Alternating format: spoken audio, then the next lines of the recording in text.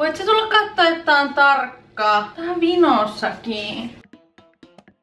Moi kaikille! Tänään on yksisarvisten virallinen päivä mun kalenterissa. Minä keksin sen, en tiedä onko niillä oikeesti edes päivää. Mä löysin internetin syvyyksistä tämmösen yksisarviskaakao-ohjeen ja mä aion toteuttaa sen, koska mä oon niinku unicorn queen.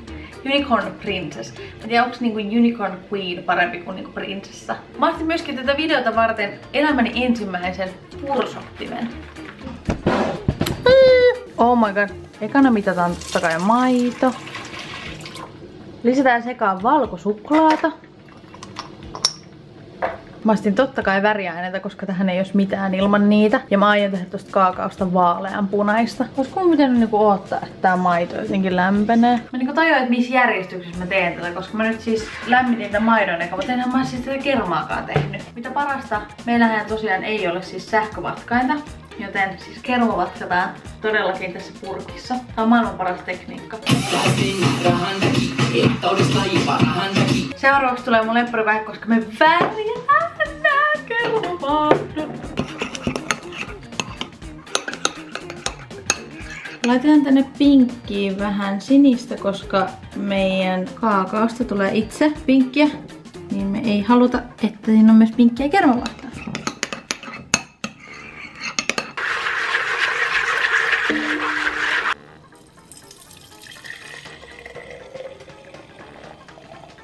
Kuuluuko sitä mukaan mennä näin? Eihän tää nyt näin voi mennä. Nyt on kai siis kuumottavin vaihe, koska mä haluan, että tää kermavahto, mikä tähän päälle tulee, on siis yksisarvisen kakao. Haastehan tässä on se, että mun pitää saada nämä kaikki kermat tulemaan samaa aikaa tästä tötteröstä ulos. Mutta mä en tiedä, että onko tää kerma niinku tarpeeksi kuohkeeta tehdä näin. Apua, tää on haastavaa! Miten mä saan nää? Kaikki menee pilalle! Ei hätää. Ei hätää. Ei, tässähän tulee vihreätä, kun näitä laittaa. Mua pelottaa. Ei, se on liian löysää. Ihan huono, pitää tehdä uudestaan. Seuraavaksi on vuorossa uusi yritys.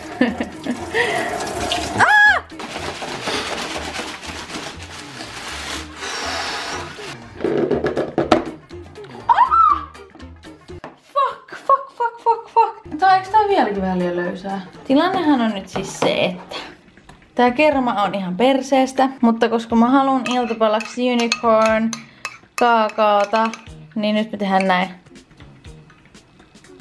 Plops. Mä en kestä, koska mulla oli niin suuret odotukset tältä, mä lupaan teille. Mutta siis nämä odotukset on siis löysää kermavaahtoa. It's raining man. Hallelujah, it's raining man. Yeah. Tästä vielä puuttuu siis täydellisyys eli kultaiset hiput. Maistuu yksisarvinen. Kiitos paljon kun katsoit videon. Toivottavasti tää joskus onnistuu mullakin tää resepti. Mutta me nähdään ensi videossa. Bye bye! Oh, you touch my tra-la-la. My ding-ding-dong.